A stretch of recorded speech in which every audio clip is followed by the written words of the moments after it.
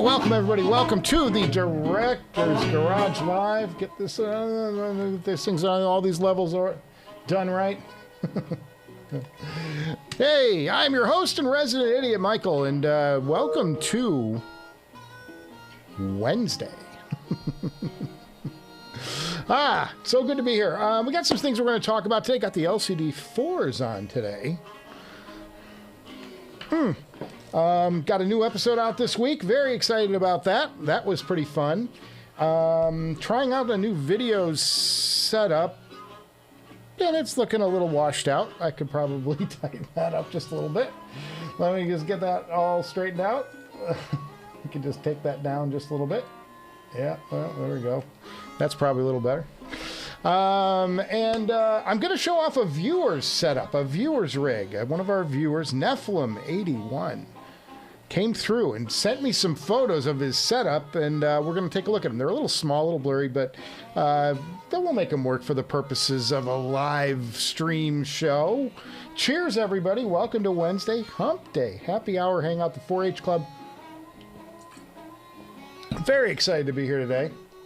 And I hope you guys are having a great week so far. Some news. We've got some news to cover. I'm going to cover that in just a second. Let some folks filter in a little bit, and then we'll go get to a new product that came out this week, or maybe it was late last week. Can't remember. Got to talk about that. Got to talk about the headphone stuff. Made a purchase this week. That won't be here for a few months, but made a purchase this week. Dumb, but you know, it's the hobby. It's what we do. So good to be here. Hey, I'm going to take this off. I was screening myself on my phone because I don't trust these monitors just yet. So I was watching on the phone just to make sure you're getting the best picture quality the Director's Garage can possibly attain. And it looked a little washed out, so I dropped dropped it down just a little bit. Yeah, so, and now I'm going to go over to my thermostat app because it's getting hot in here. And I am not stripping down for your delight. So I'm going to lower the temperature. Hey, how y'all doing? What's new? What do you guys got going on? What's exciting you? What's happening in your world? You got some new music? I listened to a whole bunch of new music this week because I shot and taped the next episode already. And in doing so, I listened to some new music. Also started demoing that product and prepping a review for it. That was the Blind What's in the Box that is from Audio 46, our friends over there in New York City. And they sent me something spectacular. It's going to be in the next episode. I just got about a third of the way through it, and it'll be out probably next week, most likely. So I'm looking forward to giving you guys another episode. We're going to get back on these episode trains. We're going to have regular episodes rolling out, and we're going to just keep live streaming because I like doing this because it's fun to do with you guys. Cheers, everybody. Cheers to a happy Wednesday. All right, news-wise, let's take a look at what's... I almost spit there. Let's take a look at what's new, because this came out late last week, and it was after we did our live stream, so why not take a look at it? And we can. Go to the laptop of death, and what did I put this in? I think I put this in. Here it is. Here it is, folks. From Woo Audio. Woo Audio just came out with a new, very, very portable DAC setup. And it's tube. It's tubular. It's called the Tube Mini from Woo Audio. And we're going to take a look at some photos of it because I think it's cool. And I really do like Woo Audio products. They come in colors. You can get blue and red and whatever the hell you want. Kind of cool. Kind of cool. And it lights up and glows. It's got serious, it's seriously small. It's meant to go kind of as a dongle DAC off of your laptop, or your phone, I guess you could do it, but I would think that the things with tubes in it, you don't want to be banging it around too much because it's going to ring like no tomorrow. I'll fix my microphone here. It's kind of sticking up. But this thing looks pretty cool. I'm kind of impressed with it, and I'd love to hear it sometime. That would be kind of fun. don't know, and it doesn't cost a ton either. It's what is it? It's not like Uber, you know, Woo stuff. It's US, and let's see, they're sold out. You can't get them. So we're talking about something you can't even get. How wonderful! It's so great, so great. In 3 weeks, you'll be able to buy this thing. So awesome. But that's new from Woo, and I think Zeos did something on this. I think I saw a thumbnail on YouTube where he did something on it. But very cool. Very cool. Look at this thing. I mean, you know, Woo does know about product presentation, and this thing looks pretty cool. And they, of course, they did the... this is not the first portable they've done. I have the Woo WA11 Topaz, which is all solid state. It's got a DAC in it, which I don't think is the greatest DAC in the world. But... let's see, what was the other one they did that was called? It was called the Eclipse, the WA8 Eclipse. This is the old one. And this was about $1,500 bucks. $1,800 bucks. $1,900 bucks, something like that. It's almost $2,000 bucks for a portable. But there's no DAC in this. It's just an amp. It's got a bunch of different stages, and you can do a bunch of things. But so they're not. It's not. This isn't new territory for Woo. Was my point. Yeah, so there you go. You've got yourself. They show it off of a phone. I just think that I'm imagining that unless you're like in a place where you can keep the thing stable, you're going to be seeing some serious ringing going on when you bounce that thing around, because tubes, they make noise. Tubes like to be isolated and quiet. But very cool, though. Very nice to see Woo pushing the limits and coming out with new products. I love all these companies that come out with these new things. It's interesting. We love the tech. Love the tech around here. Got to go for the tech, boys. How y'all doing? I'm going to get to the chat in just a second, and then we're going to take a look at... oh, Nephilim's in here. That's good, because Nephilim, we're going to be looking at your system, dude. I loaded up some photos on the family laptop. If I can figure out how to get this... there we go. There we go. Okay. So we're set up for the next thing. This is called producing. I'm prepping stuff. Okay. All right. So let's go to the chat real quick, and then we'll take a look at Nephilim's system. Howdy, cheers. Howdy and cheers, Michael. Howdy, says the hipster cow. Last Rhino. Cheers, boys. Anthony Berryman, good to see you. Good evening from UK. Zeos announced he is coming to Can Jam London and will be filming it. Well, good for Zeos. They're not going to pay me to go all the way over there. Headfi doesn't like me, and I don't have any sponsors, so Zeos gets sponsors to do that shit. I don't have any. Nobody wants me. And I can't say I blame them. Quick question, did you hear the Sony MDR-Z1R, Sony's closed-back flagship? No, I've not heard it. I have not heard that flagship. I would love to hear that flagship someday. That would be a cool thing to check out. Love the new studio setup. It's not too different, Benjamin. Thank you for saying that.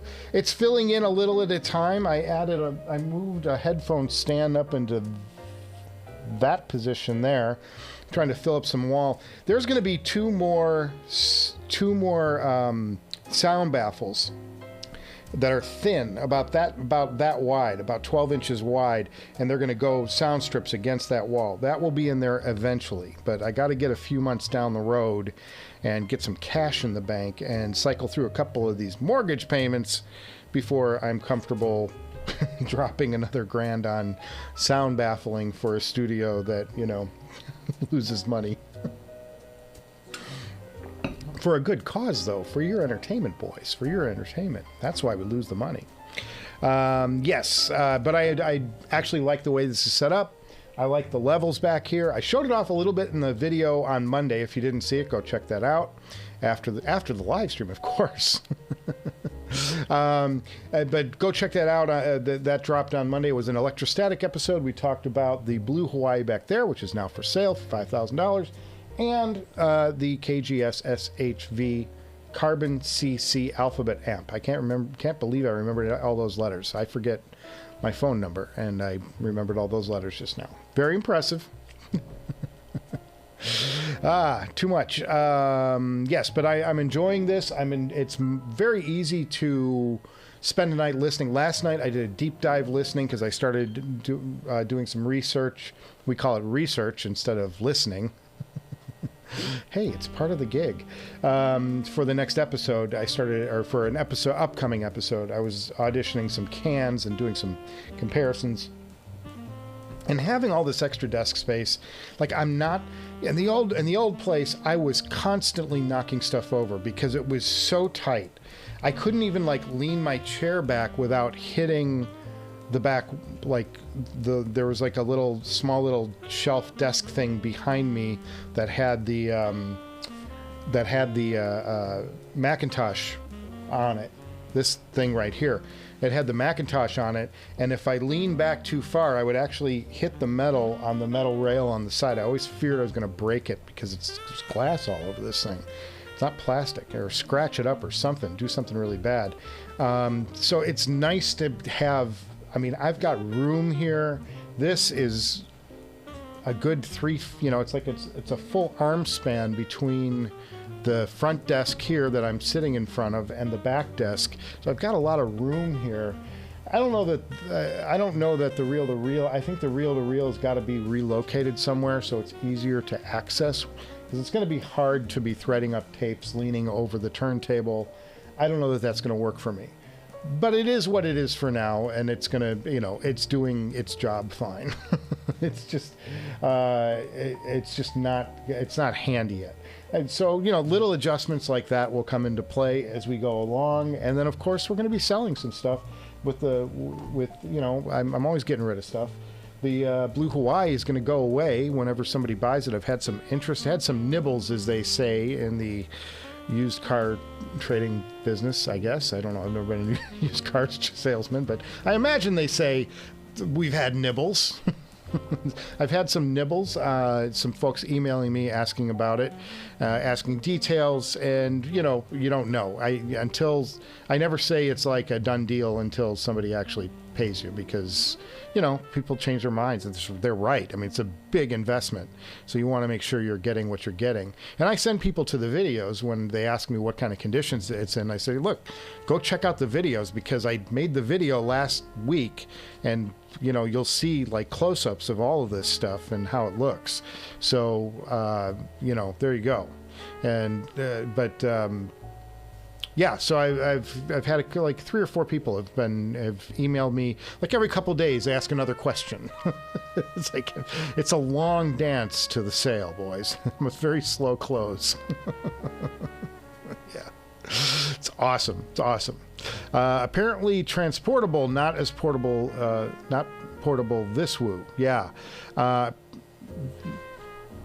Well, yeah, it's transportable, but yeah, not something you're going to want to be, I just think it's like something, if you're going on a trip and you have your laptop with you and you're, in an isolated place, great. But you're not going to want to like strap, I don't think, maybe your mileage may vary. If you're going to strap something to the back of your phone, this is going to you're going to be knocking into this. It's going to be, I don't see how you keep this from making noise. Maybe they've got some kind of isolation thing inside of it. I don't know. I got to look into it a little more. But it looks interesting to me. I mean, anytime Woo comes out with anything, I'm like, because it's like their design is so great. It's so pretty. Everything they do is gorgeous. That WA11 is beautiful. I don't know if I'm going to keep it forever, because it's like I don't find myself using it very much. I bought the WA11 to help me out at work. I wanted a higher end sort of solution to listen to my good IEMs at work on my computer, and the DAC on the computer is awful because it's just a business computer. It's like, something they piece together, and they're, because there's 250 employees where I work. So everybody gets a computer, and it's like they're just slapped together cheapo. So I thought, well, if I can use the WA11, but they don't talk well together. It's like the sound drops out when I'm listening to something, it's like the sound will drop out, or it'll make the video pause because it's taking too long for the signal to get to the DAC. The signal's got to get accepted by the DAC and then send a signal back to the computer saying, hey, we're in time. And then they try to time so that your video is in sync with your audio. And all of that going on, the computer is just too slow to deal with it. So it's like it makes the video stutter, and it's unwatchable for the purposes of like me needing, hey, I just need to hear this show so I can pull a bite for a script or whatever it is. So the WA11 didn't wind up doing what I wanted it to do, and I'm not on the road enough anymore, especially with the strike. Good God, I'm just like, I'm landlocked right now. I'm just trying to get local shoots, let alone something regional where I go fly off. But the WA11 just isn't getting enough use, so I should probably put that up for like $750 or something and see if anybody wants it. It's $1,100 a piece, and it's in really good shape. I should probably just get rid of it and get it out of my, because honestly, most of the time when I'm out and about on the road, I started, I used to have the stack. You know how all those guys, they put the 5 things together and you get this big meaty, like, double cheeseburger sized DAC stack, and you're out in and I find myself more and more going more small, and even though it's like not as good as my AK1000, this WA240, this is the one, the blue one, the Blue Note one. I showed this off I think a couple weeks ago. This is so easy to to carry and throw in your bag, and it's lightweight and doesn't weigh a ton, and you said, get enough music on there. But I still, sometimes I take that, sometimes I've got a couple of things around here. I've got, what else I have? I have the Cayin N8 too. Still use that. That sounds the best out of all these things. The sound is the best on the N8. But there you go. The new studio is flawless. Picture quality is also top-notch, Michael. Yeah, done, sir. Hope everyone is fantastic this evening, and we all get to spend some times with our best systems. Well, Nephilim81, now that you mention it, let's go take a look at your system. Because Nephilim, whose name is Nikolai, I won't give his last name, but Nephilim is actually Nikolai, and he sent me some photos of his from his listening rig. So, without further ado, and I know some of his gear already because he's talked about it in the chat on this device. Let's go to it. And this is the last photo he sent me. This is his full system, and I recognize the WA22 down there, which is a Woo, and then here's a couple other photos. I'm just going to cycle through a few of these.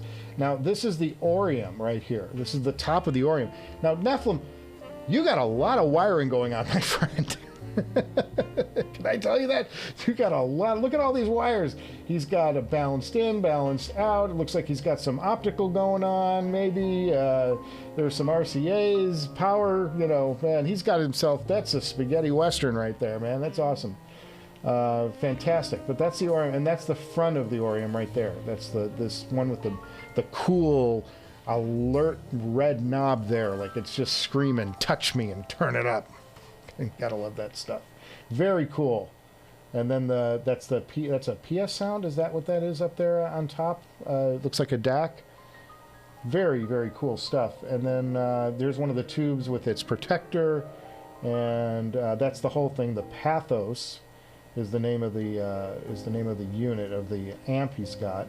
And then, but I love this. And guys, send me your photos to directorsgarage@gmail.com, and I'll put them on the show too. Here's the Orium. That's his D8000. He doesn't have the Pro. He's got the D8000, which is, by most accounts, a better setup.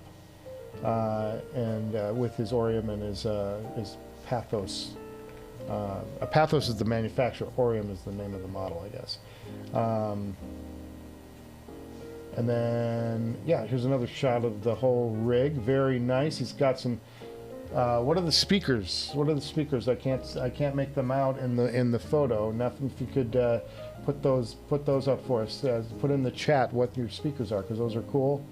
And again, I think that's a PS sound if I'm looking at, if I'm recognizing it enough. A little blurry, just can't tell. Blu-ray disc player.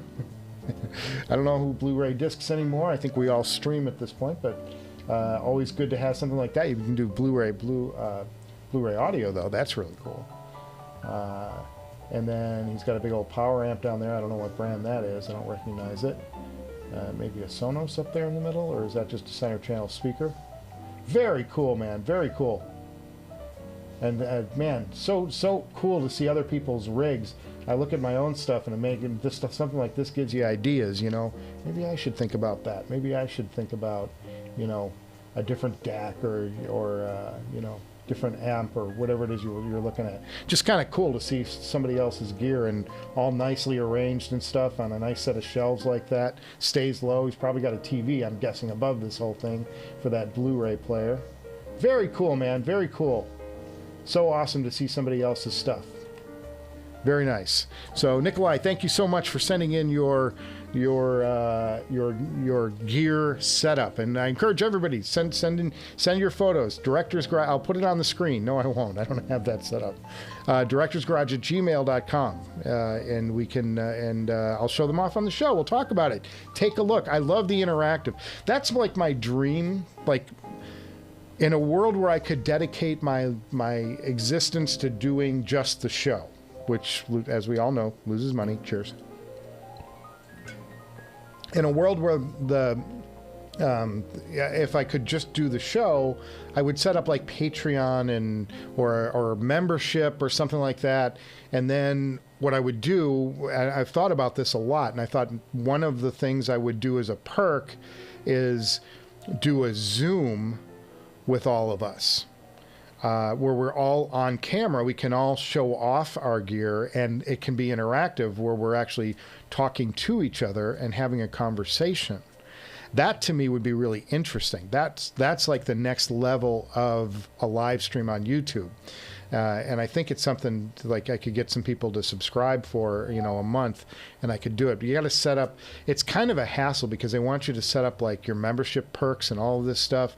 And they say, you know, give people early access to your videos and stuff. And I'm like, well, I'm lucky when I get the video done, let alone setting it up so that somebody could see it early. So I don't know. I'm like, it's something I've thought about because it would be another revenue stream and a way for this thing to monetize a little bit.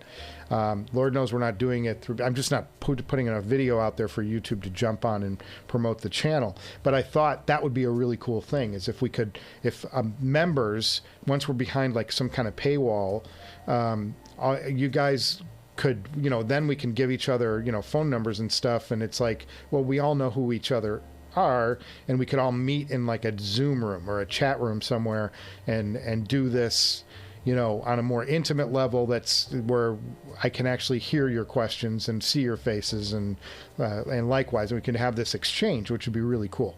But that takes time, that takes effort, and in a world where I just want to get the next video out, which is now shot and at least laid out, it's not scored. It's not, you know, there's no B-roll shot, anything like that. It's not ready yet. But by next week it will be. But I'm trying to, you know, turn these videos out faster. It's like, when do I have time to set up something like a Patreon or a membership or whatever the heck it is that you do through the YouTubes and through these other sites. So, but that's like an ultimate goal. Like, if I could. That's what I would do. But so cool, Nephilim. I really enjoyed these photos, and thank you so much for sending them in. So again, guys, send me your photos. Going to be at CanJam SoCal, though. Yes, the plan is to be at CanJam SoCal. Last year, I think I've told you this story on this show before, but there are some of you who are new here. So last year, I had every intention. I had bought my ticket to CanJam. I had intended to go to CanJam, and Queen Elizabeth died. So I got sent to London to cover her funeral, and I was there for like a week and a half, and I missed CanJam. I was over in, you know, it was for my work, which pays for the house and pays for the show. So, you know, work has got to be the priority always. So, and it should be. So that's the thing. That's why I didn't make Can Jam last year. I was there the year before. The year before was when they introduced. Sorry, just making sure work isn't calling me right now. The year before is when they introduced the LCD-5 and the Audeze Carbon, which I wound up buying both of them at various points. The 5 I traded for the X9000 with a player to be named later, which wound up being the Ferrum stack, and that's how I got the X9000, the RS no. What's the first tool? I forget what it is. But yeah, from Stax, I got the latest and greatest Stax, which is not up anymore. I put them, now that I did my electrostatic episode, I'm giving the electrostatics a little breather. I went like a month straight of listening to nothing but electrostatics. Now I'm getting back into the standard gear and enjoying it. Man, I've had some great experiences in the last week. Including with these, the LCD-4, which we were talking, we talked about them on last week's show. Audeze has discontinued this version of the LCD-4. You can still buy the 4Z, which is the same basic shape and cup as the LCD-5, but they don't sound like these. They sound similar, but they're not exact. And I think it's just a physical thing. You look at the size of this cup, and then the LCD-4Z is about this. Anytime you shrink the diaphragm down, you're going to change sound characteristics a little bit. And most people who've heard both, and I haven't heard them side by side, so I can't make an accurate, like a very accurate, but they don't sound the same, and these sound terrific. So these have jumped up. I've actually seen them jump up a couple $100 and selling more in the $2,500 range now that they're discontinued. People are getting a little, like, I really want to get one of these before they disappear for good. Not that they'll ever disappear for good. People always sell shit. You'll always find it used. But and I bought these used, and they had these custom super thick ear pads on them that I love. I'm like, I know I could go back to stock someday, but why? I love these pads. Like, this is fabulous. And the guy put an extra wide headband on, which for my noggin is perfect. It works great. I love this headphone and the way it's set up and the way it sounds. And it's great. I mean, it just sounds so good. It's what it doesn't compete in currently is speed. Like, these just aren't fast like the current LCD-5 or the trying to think, the Atrium or the even the Susvara. They're not as fast as the Susvara, but they're fast enough. And like, you don't miss it because the tone curve on this is so beautiful, and they've got so much slam and so much impact, and they've got a nice sound stage, not the best sound stage, but a nice sound stage. Great dynamics. There's so much to love about this headphone. I don't see this headphone ever leaving the garage. I don't think. This was one of those, like, I found a pair, and I think it was $1,900 I paid for these at the time. And they were a little dirty, and so I cleaned them up a bit and spent some time loving on them, and not in a romantic way. It sounded really bad, but I took the screws off, took the little plate off, and polished this up. It's got a couple fingerprints on there now, but they were a little dirty, a little worse for the wear, and I just kind of spent some time cleaning them up, and they're just amazing. They're just amazing, and they're kind of like, in a sense, I was thinking the other day, maybe I should get rid of the Elite. The Meze Elite, and I'm like, God, those are headphones that I just enjoy. So it's not something that I probably would ever get rid of right now. Although if the price came up, somebody said, hey, I'll give you $3,000 for your amazing LCD-4s, I don't think I could pass that up, because I'm like, I need money to feed the show. So I guess I'll put a little asterisk next to that. I guess I'll put a little asterisk next to that idea. But man, what a great headphone! What a great headphone! And so I pulled those out this week. I was listening to that. Did a little Atrium listening this week. And Susvara. I had the Susvara out. This will all make sense next week, a little bit, I think. But for the next episode, why I chose these specific headphones. But very cool, though. Very cool. I think we must have hit a commercial break. We lost 5 viewers. Sorry, guys. I can't control what YouTube does. So funny. So funny. Oh, man. YouTube, you kill me. But it's what we got, guys. Yes. Okay, so Nephilim says yes about that Woo dongle. Computer nerds are pissed about the dated USB implementation. Oh, yeah. I didn't think about that. That's a great point, Nephilim. Yeah, why not? Why would you put a USB USB-A connector on that thing? That should be a USB-C.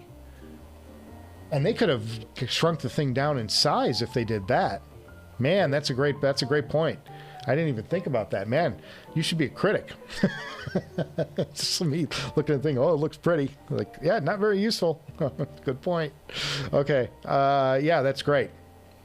My goodness is going to be, he's going to be exposed. There you go. He's got him, gentlemen. Nephilim, we're so happy you sent us the photos, man. That's just awesome. Hi, Michael. This is Jacob from Israel. Shalom, my friend. I'm not Jewish, but man, freaking great, man. From Israel.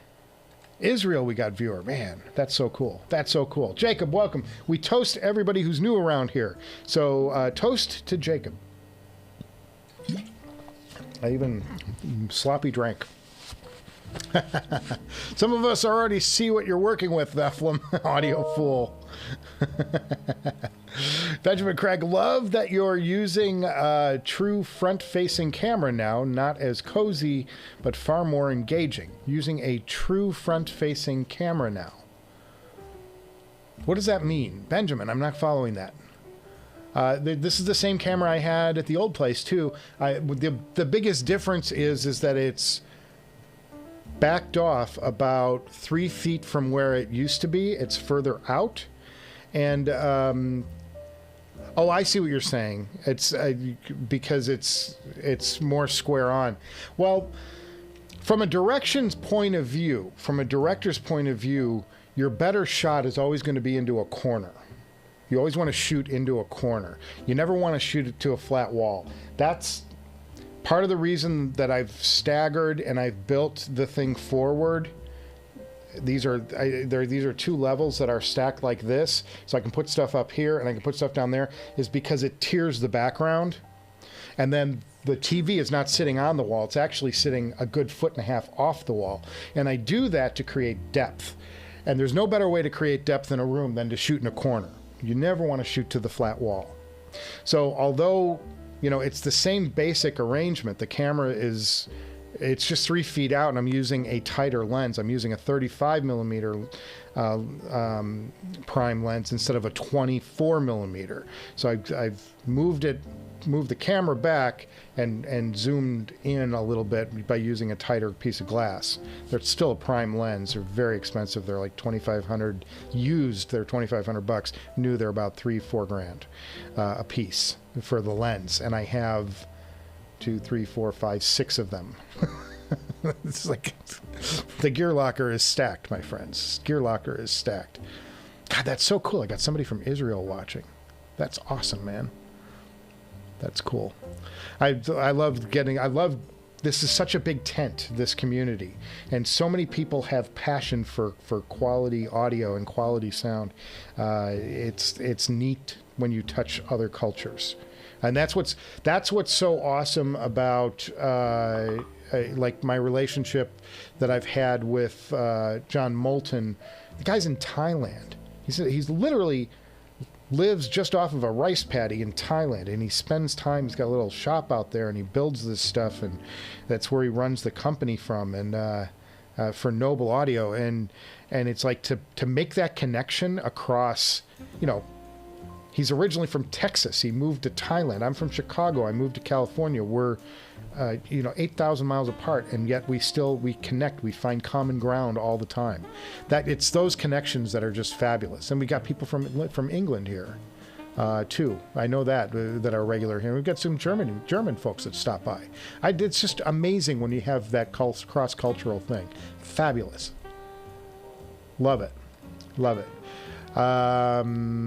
Yes. So Hipster Cow says he can send his, but it's not nearly as impressive. I don't care. Nobody, it's just fun to share. It's fun to share and see that stuff. Oh, the PS Audio thing is an AC regenerator. I thought it was a DAC. Very cool, man. Very cool.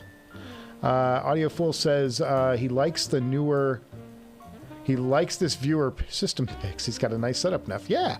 So I'm saying, guys, send in your stuff. That's awesome. Hip, you're using your absolute favorite tonight. Neff. All right. Benjamin says you could do a simulcast app like Discord, like have a Discord and set up a Teams call with members to make it the live stream interactive. Oh man, that just like blew my brain. If I had one of those emojis, the emojis. Maybe I do. Maybe I have one. Oh, I don't think it's set up here. Damn it. Damn it. I wish I had it set up. That would be so cool. I'm not that clever. Rats. Okay. But you just blew my mind with all that, man. It's like way beyond my expertise. You guys are incredibly awesome. He loves this community and the unity. It's been a labor of love and has taken him years to fine-tune and synergistically meld the right gear together. And I'm still searching for that, I think, on levels, on some levels. I have pieced this together. You guys have grown with me. You've seen every iteration of the Director's Garage because I don't hide anything, even when I do dumbass shit. But from the woo to the turntable and the up and the reel-to-reel deck, and then my experimentation with the electrostatics and the DACs. You guys have all been on the DAC journey, and my search for the perfect Susvara amp. Susvara sitting back there all innocent looking. It's like you're the devil. You're the devil, Susvara. You drained my wallet. Looking for the next thing. Audio Fool, you are my you are next, my friend. You light the people's eyes on fire. You give state-of-the-art system. You've got a state-of-the-art system. Audio Fool, he just set you up, man. Now you got to send in your stuff, man. I'd love to see that. We'll do that. That would be great. Do a viewer system live. Just talk about the stuff. And Nephilim, if you don't mind me asking, how did you? He put the emoji down below. That's awesome. That's the one. How did you come to the Pathos Orium? What was it that you heard about or auditioned that impressed you? Why did you choose that particular piece? Because I've got my eye on another piece too, another amp. I don't know if I'm going to pull the trigger on it yet, and I don't want to share it yet because it would be a good surprise for the show. But I'm doing the same thing, like you think about things and it's like, well, I've got the Bakun here, which is fabulous. Like, I have no regrets about the Bakun. I think the Bakun purchase was smart. It's probably not worth what it was when I bought it now, because of the 23R and now the 23RM. Did you guys see that? There's a new Enlium. Did I show that off? Did we talk about this? I don't remember what I had for lunch yesterday. So the level of that. Let me see if I can call that up real quick. There is a new. For those of you who don't know. There is a new Enlium amp, and it's going to be, hang on, audio, here we go. Let's get that up real quick. Do an auto. Okay, so Audio 46, where you can save an extra 5% by using the coupon code Director's Garage. Okay, my plug. My friends over here, local business, ship fast and free. Call these guys. They're the very best in the business. I love these guys. They're all my friends, and they truly know that the addiction that I have to audio gear. But what am I looking for? I'm looking for Enlium It's a new version of the M23R, and it's called the RM. But it's cheaper. So I don't, you know, the problem is this. I don't always understand like what they're doing with their marketing strategies.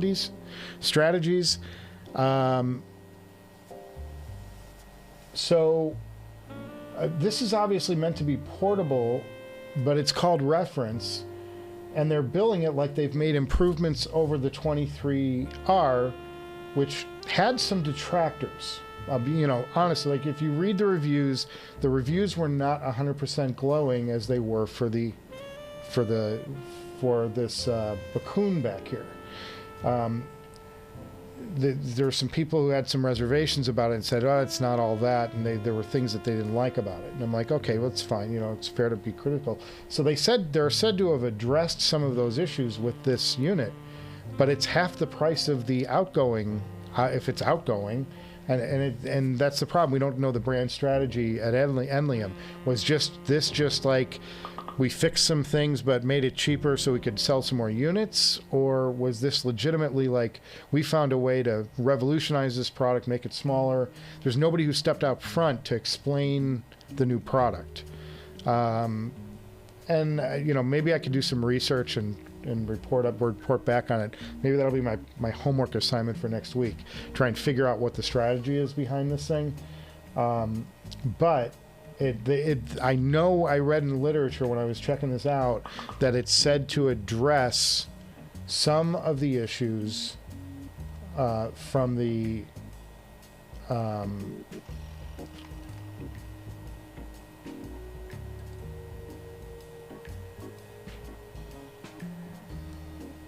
okay. Sorry, there was something from work.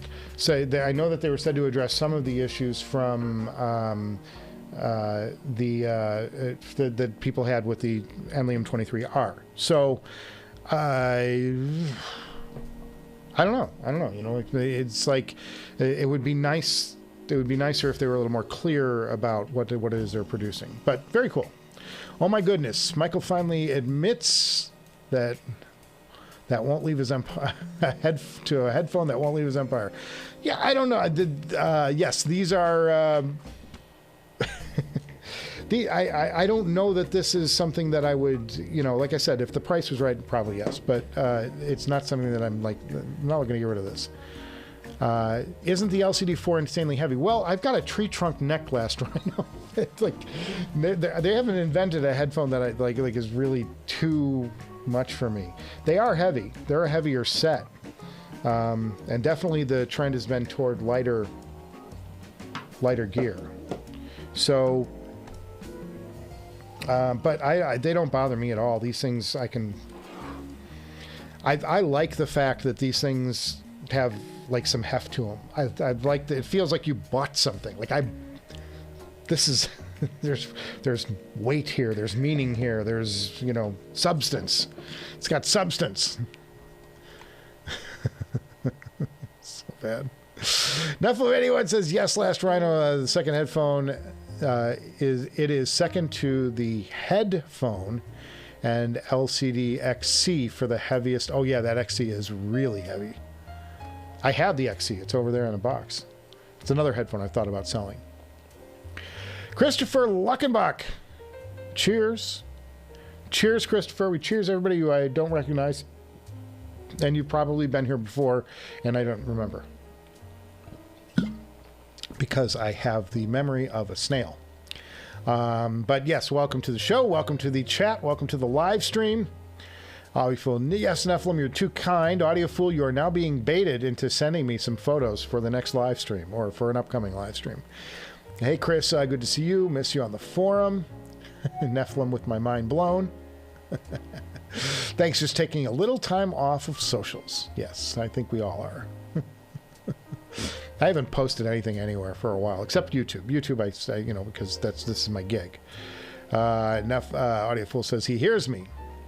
Does that mean he's going to be sending me some photos? It's all right, guys.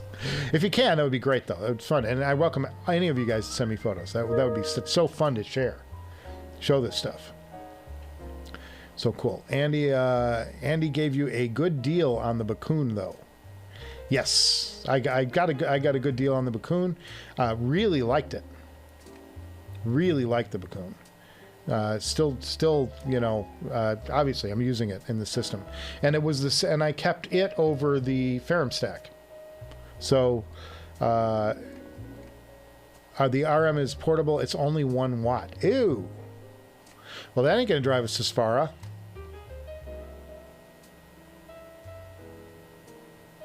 Boy, they don't put that fact up front in personal.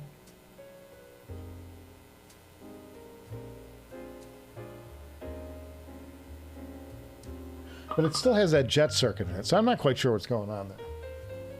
All right. Anyway, boys, but it's you know, but that just came out. That's like, I don't even think it's out yet, like for sale yet.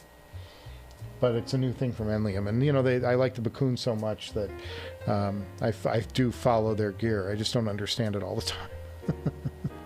They don't have a good, you know, like Abyss, for better or worse, you know what they're doing and why they're doing it, because they do that podcast or that YouTube show. So if you're curious about something, you can tune in. They're going to talk about it, and they'll tell you, you know, about it and why they did it and where it is and stuff.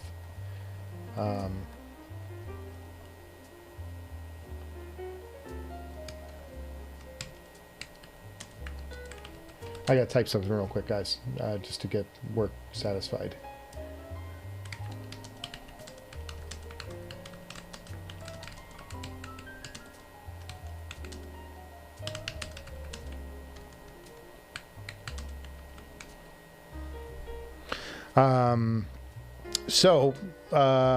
Yes, getting back to this.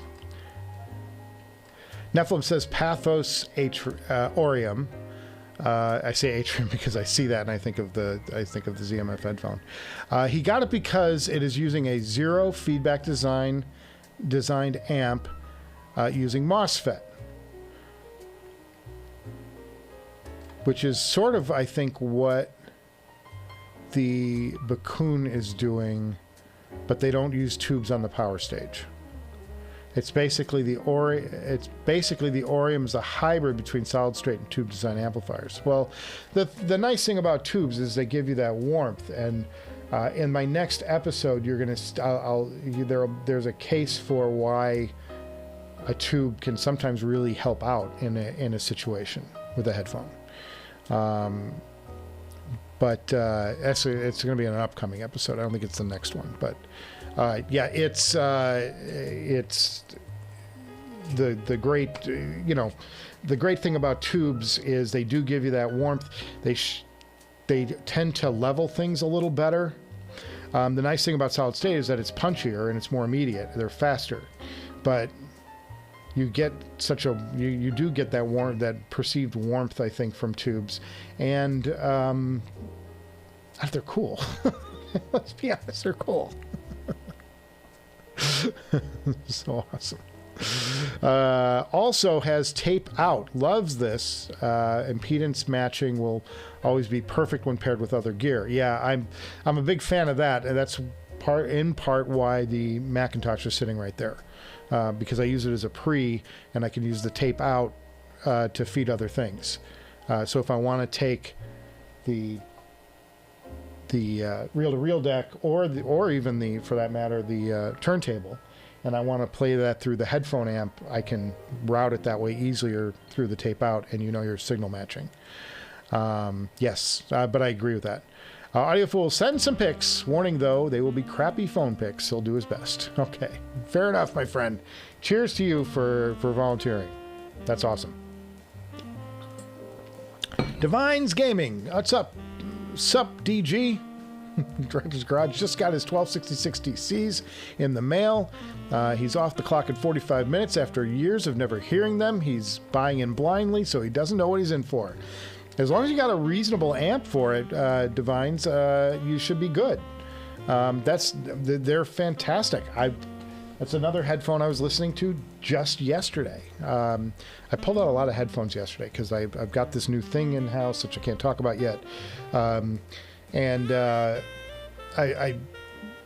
shot the show, and then I spent the night with those headphones doing a lot of like A-Bing and like, what does this sound like? What does this sound like? What does this sound like? Isn't this different than this? How is it different from this? You know, doing those things that we all do when we get a new headphone in, and pairing it with other gear and trying different things on it. And so I was pulling out other headphones. So I pulled out my top stuff. It says you should know that the next episode is going to have a serious item in it. It's going to have something serious that you guys are going to freak out about, or at least geek out about as much as I did. So you can look forward to that. That'll be next week. Just checking my temperature, making sure my air conditioning keeps coming, because it's getting warm in here. Though these lights heat everything up, the cameras, all of this stuff is just nothing but a heat generator. It generates more heat than video signals. But you're in for a really good time with the Abyss. What I can tell you about the Abyss is, what I love the Abyss for is its looks. What I love the Abyss for is it's got excellent speed. It's got one of the great sound stages of any headphone ever. The best soundstage headphones I've heard are the Sennheiser, the HD series, and the and then the Abyss. Those are for me the best soundstage headphones in the world, that you can buy. I mean, you can get up into the killer, $50,000 level. Yeah, you're going to find something that probably has a pretty good soundstage. But I didn't even spend enough time with like the HE1 to get a reasonable assertion of how excellent the soundstage is. It was like, no, I had a 10-minute listening session with them in a room. Like, you're just taking them in and trying to just go, wow, taking in the wow factor of this thing. So, those may have better soundstage, but like, they're up there. They're one of the great sound stages. The one thing I will tell you is, with standby, as long as we're doing this, let's do it.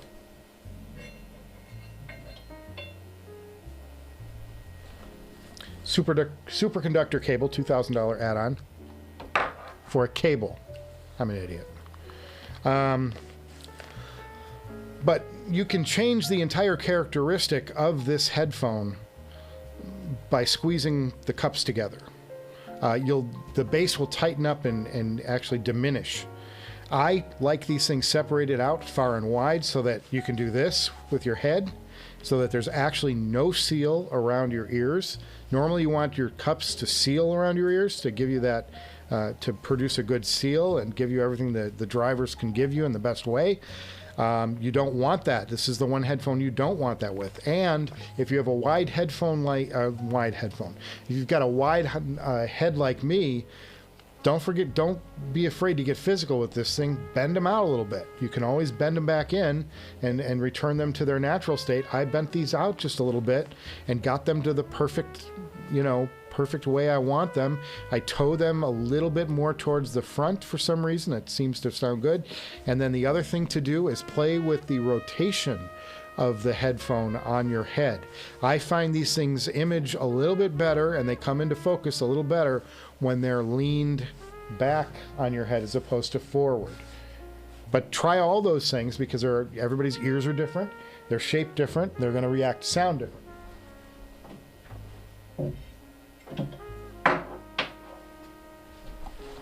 No comments about my fat ass. So, but that's the great thing, is that you can really sculpt the sound of those of the Abyss. You just have to be willing to look like a complete dork when you wear them. That's the thing. Yes, he can't wait to see people's reaction to Audio Fools. He loves that system. It's awesome. God, that's great. Ferrum or Hypsos, excellent for the 1266. Hollow May KTE is his system. Well, you're going to be fine. You're going to be fine. And if you want to play a little bit around with that, what I would say is you can put your Ferrum or into full mode, and if you have a preamp on the front end of it, you can control the volume with the pre and have the amp go delivering full power to your headphones. Get a little bit extra out of them. That's my tip to you. I found that when I was preamping them, I got a little bit more out of that Ferrum stack. But it's a great setup for in high power. It's a great setup for the Abyss 1266. That was my favorite pairing with the 1266. Even better, I think, than the Bakun. USB-C might be too fragile. Oh, that could be. That's a good point, Tommy V. But man, what a missed opportunity, right? I think. Divine Gaming is guessing Lena stack. No, I've got the first part of the Lena here. I got the big thing. I got the expensive thing, which is the DAC. No, I've made it no secret that I do want the clock. The clock is something that I'm anxious to get in here. It got a little further away this week, boys, because I did something dumb. But it was something that I've been waiting to come up, and something came up, but it's months away. So very cryptic, I know. That's all right. It's fun. Makes it pay off in the long run. Christopher Luckenbach, so much great gear being listed. Congratulations on the pickups, everyone. Yeah. Congratulations to you all. May we all be listening to great shit tonight. Cheers to that. Oh, take a double drink. About an hour in, we'll go a little more. Nephilim81, all right, all gentlemen, I can easily recommend the Pathos Aurium. I'm going to keep saying Atrium because I will. It has incredible functionality. You can also control the gain and left-right balance using tone control like toggles. It's terrific. Love that. Hipster Cow, any plans to get an aluminum ribbon headphone in? Oh, you mean like the RAL? Maybe. It's nothing I'm going to buy. It would be something that Audio 46 would have to send me, or a viewer would send me to listen to. I'm open to it. I have heard them in a show environment. I thought they were cool. I liked them. I didn't love them, and I thought that their sound was very specific, being the ribbon. And my biggest fear, and the reason I don't think I would invest money into them or spend money on them, is that I think it's an approach I would get bored with in short order. Knowing myself and my preferences, and having heard them, I would geek out over them for a few weeks, and then I think they would sit there unused. That's my fear. And I'm going to be I'll be full honest. Like, when I'm not demoing and I have no purpose, like specific purpose, I'm building towards the SRX9000. I remembered all the letters this time. I'm building towards the SRX9000 review, and I've been writing that script and adding to it and going back and listening to them, giving myself some refresher days where I'm listening to other things and then going back into the electrostatic world. When I'm not actively pursuing an episode, the electrostatic gear sits for months on end. And it's probably a good case for me to probably get rid of this stuff at some point. Because if I'm not listening to it regularly, I'm not sure what the point of owning it is. You know what I mean? Whereas I listen to these all the time. I listen to the Caldera all the time. I even listen to I even listen to the Susvara, which you can say, well, it's the headphone I may kind of bash on the most because it's the biggest struggle for me to get it where I want to. It's been the biggest struggle to get them where I want them, but I still listen to them often. The HD-820, the closed back Sennheiser, I use that when I need a closed back. That's my closed back. I tend to go to, I don't have a lot of closed backs in the house. I have the NDH-20 from Neumann, which is a dead flat mixing headphone. And then I have the HA-20, I have the LCD-XC, which I think is too bright for me. It's great sounding. The technicals are phenomenal on that headphone, but it's too bright for me. So it's probably a headphone I should get rid of. And I can EQ them, I suppose, and get them into where I want them to be. But not all of my things, like if I'm using a headphone for watching YouTube or something like that, or YouTube TV or something here, and I want my headphones on and I want to close back, there's no EQ on that setup. I have EQ out of Roon, but my other apps don't go through Roon, so I don't have a built-in EQ, a quality built-in EQ to deal with that. So, you know, there are cases that, and then the LCD-XC is indeed a heavy headphone. Not that it bothers me that much, but yeah. So there you go. So my point was that I'm, you know, like it's something like the electrostatic gear. It's like, it's fun when I'm going for something, when I'm heading towards something, which is building towards an episode, and I have a goal and a purpose behind them. But like left to my druthers, I like a lot of bass. I like a rich, healthy bottom end on this stuff. You know, and the Abyss and the LCD-4 and the Caldera and these other headphones have rich, healthy basses. So for me, I don't tend to just sit here and listen to electrostatics regularly. So the gear kind of sits around a lot. So there you go. That's that little mini diversion.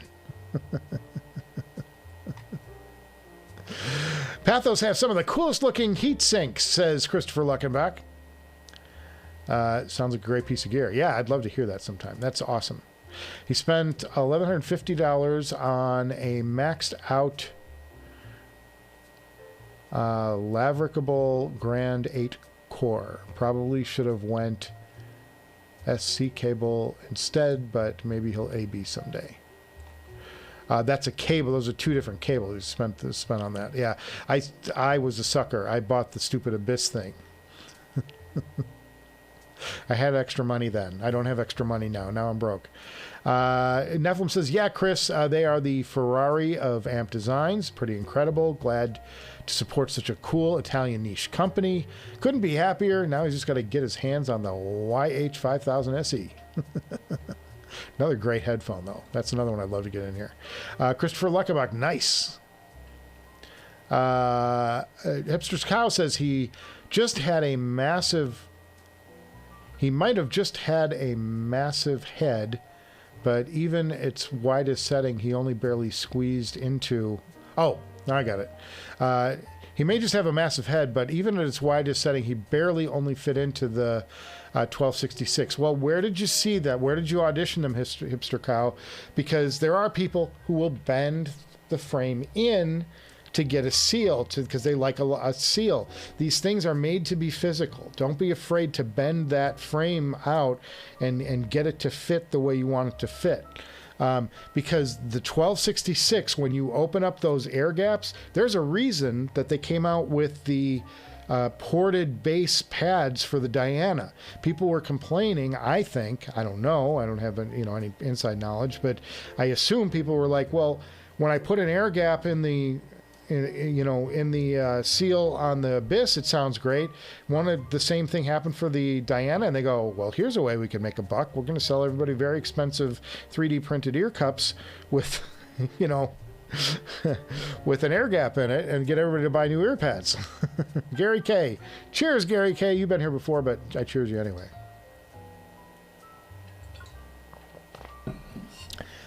Do I see perhaps an Aria Organic in my near future? I think that it's the prettiest design Aria has that HiFiman has made in a long time. That aesthetic, the look of that speaks to me. I don't think I'll be buying them because I've got the Susvara here, and I think I would be more into, personally, I would be into another HE1000 before that, just because it's that was the headphone that I sold when I first started the channel to pay for, I think that was the headphone that helped me pay for the Odin, the Empire Ears Odin, which is what I kind of started the whole thing with, in a sense. Or maybe I sold it to pay for one of the 64 audio earphones. I don't remember. But it was so long ago. It's 125 episodes, 135 episodes ago. But would I buy them myself? I wouldn't buy them myself, but if Audio 46 wanted to take pity on a young lad and send me that review, that would be great. I don't think I'll be buying them myself. I just don't. I'm more drawn to the HE1000, especially now that they're under $2,000. I love that headphone so much, and it pained me to get rid of it, but I had to move my channel along. Audio Fool said he's only heard a Bathys a few minutes of CanJam. I've never heard the Bathys. I'm going to be perfectly honest. Would like more sign to them. Like you said, gorgeous design. Agree. Fantastic. Nephilim's going into work. Cheers, Nikolai. Thank you so much for stopping by today, and thanks for sharing your photos with us. That's so killer. That's so killer. It really makes this experience more interactive and more fun. Really enjoy that. And I can see from the crowd, a bunch of people got another commercial break. I'm sorry. I don't control these things. He's dead. He's going into work dead tired tomorrow morning. He thinks he knows why. He's dying to crank up the tunes. His system is taunting him to stay up late, but he's giving in. Yeah, go get some sleep, buddy. Cheers to you, and thank you again. I so appreciate it, man. Could get a Lokius, I suppose. Nephilim, you guys got to get YouTube Premium. Avoid the commercials. It's worth it.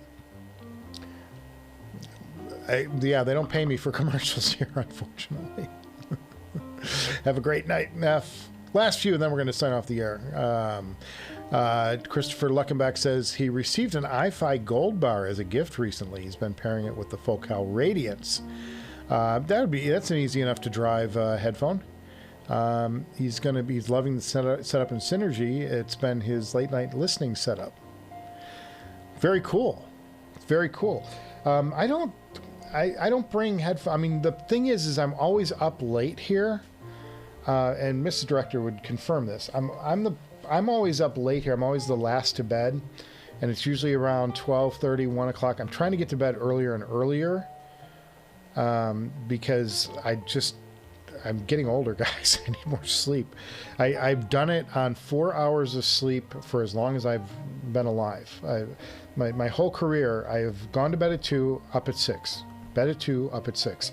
My entire life, I've been to bed at 2, up at 6. And the last year or so, things have I'm now craving a little more sleep than I've craved earlier in my life. And that's just age, 56. 56-year-old dude. You young kids out there, get off my lawn.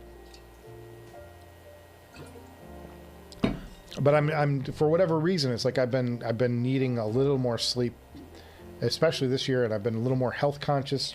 I've dropped all the weight, under 225 for the first time in 3, 4, 5 years. That's good. And I guess my body's just needing more, self-care or something. I don't know. But I'm always the last to bed. So when I go up there, she's out cold and I'm just getting into bed and falling asleep. So I don't really listen to music in bed, and I don't want to annoy the wife. Anyway, I'll bring my open backs up there. Here, baby. Here's my ZMFs. It's not good bed stuff, guys. It's not sexy. Audiofool, love my electrostatic episode.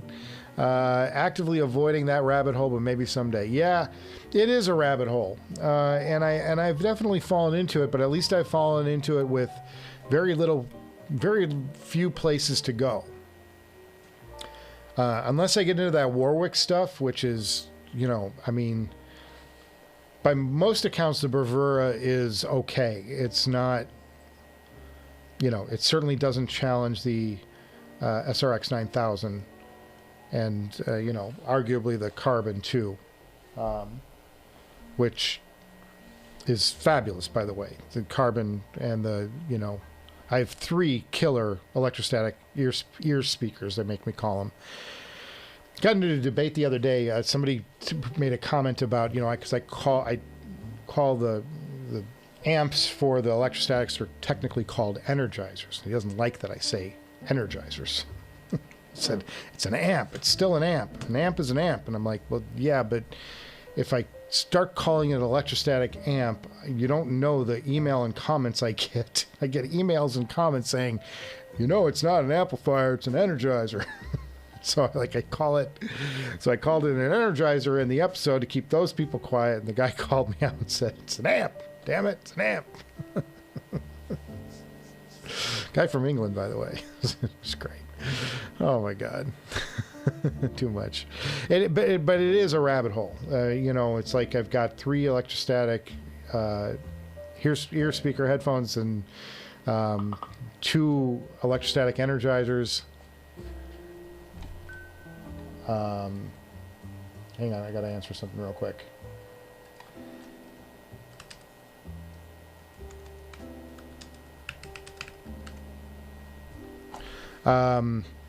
It's for tomorrow. We're doing a shoot tomorrow, and I need to bring live packs, which are these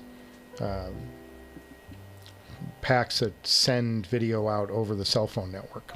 And so like full res HD video.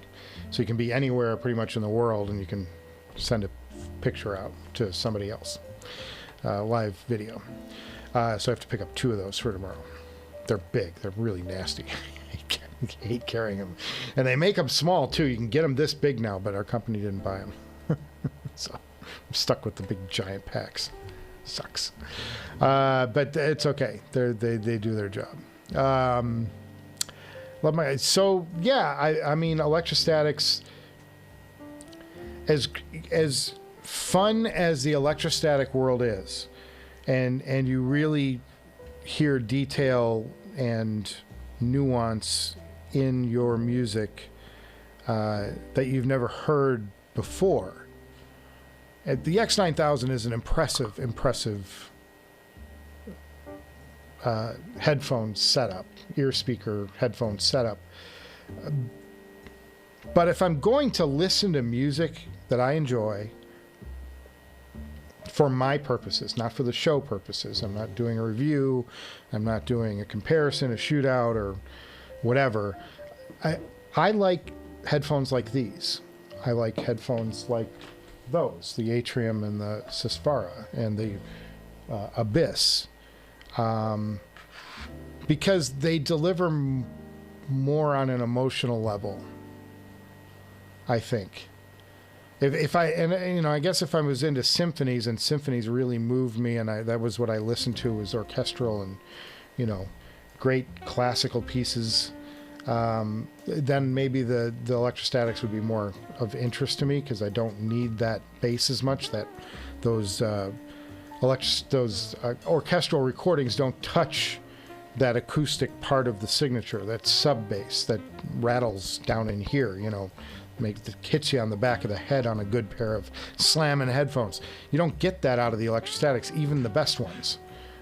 They just don't kick deep like, these amazing planar magnetics. So, or even some of the dynamic driver headphones. So yeah, I don't find myself it's not something I gravitate toward, but to each his own. That's the best thing about this hobby, and I say this all the time. Best thing about the hobby is it's a big tent, and there's room for everybody. And, you know, I don't need to think, you know, you're nuts for buying what you buy. Because I respect your right to buy it and enjoy it, you know what I mean? And I buy what I want to buy, and you know, and explore the stuff that I'm curious about. Fortunately, there's about 5,000 of you out there that also want to come along for this ride and see what I'm getting into, and hopefully that number grows. But I find it, you know, I just follow where my interests are in any given moment, and what somebody will send my way to say, hey, here, check this out. Or if I get a passion for something, I see a product, I'll write Audio 46 and go, I gotta have that. Can you, you know, don't tell anybody, but could you send those to me like right away, and I'll pay you for them? I know you can't send them to me to review because, you know, you gotta keep your business open. It's a thing called sales. You can't just send me stuff constantly for free. But could you send me that? And here's my credit card number, and just charge it. I'm good for it. But that's the thing. I'm just following my passions, and that's what everybody should do. He's currently dieting and feeling much sleepier than usual himself. The Divine Gaming. Yeah, and you lose more weight when you sleep too. Sleep's good for weight loss. It's good for all sorts of things. Sleep's really good for blood pressure, and that's something I've struggled with in the last year. Divine Games, you should be detoxing, and that could be causing you fatigue. Yeah, and the other thing is I drink more water than I've had in the last 10 years. You know, I don't just have the. I showed you last week. We do righteous sized waters on this place. He's currently dieting and feeling much severely than usual himself. Yes. Audiofool is right. That E-Stat episode was awesome, and he really it is a rabbit hole he'd love to go down the road. He loves all the differences with this hobby of ours has. E-Stats are worth it. Yeah. Nephilim, go to bed. We're all making you go to bed, buddy.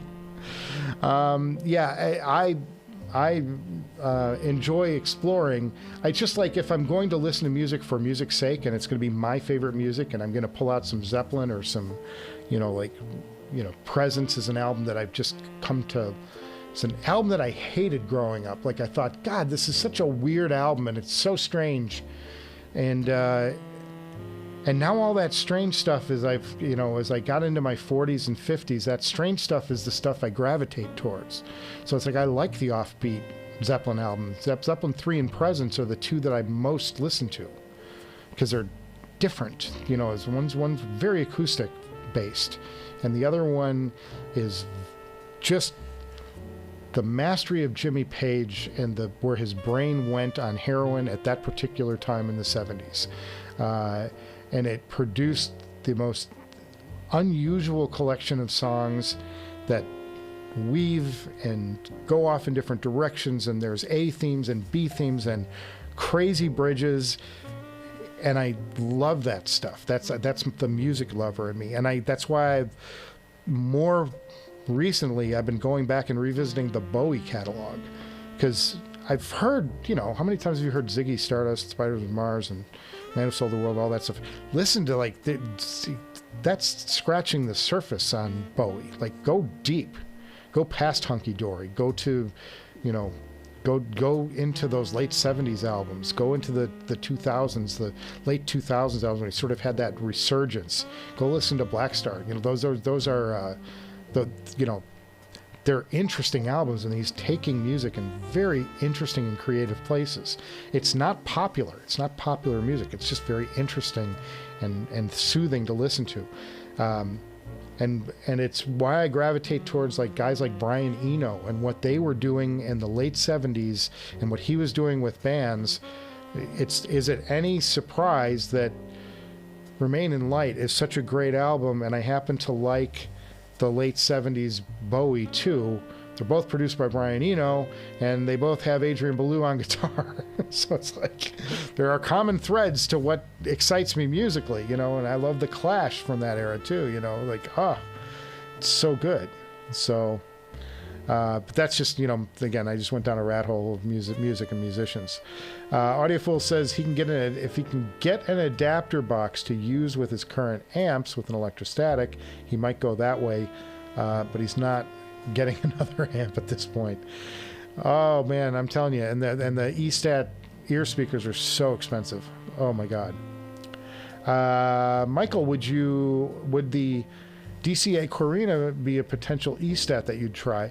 I think only if they sent it to me. It's nothing I'm going to go out and buy right now. Like I've done my part for the E-Stat business world. Like I bought a Carbon, I bought an SR-X0007. I bought, I had the 009S in here at one point. I have the SR-X9000, the Carbon, you know, like I've spent all this money on E-Stat gear. I don't know that I need, and I listened to the Vos before. I will audition the Corina at Can Jam to see if it's something that I want to get into, but it's nothing that I'm going to be out of pocket for. I don't think. Because I have too many other things I want to do. I have too many other things I want to do, too many other things I want to hear. You know, there are headphones and amps that I just am dying to, you know, check out, but I got to sell stuff to get stuff and find somebody to buy this Blue Hawaii here. That's the next goal. Get the Blue Hawaii out of here. I'll buy something else. All right, guys, I'm going to start wrapping it up here.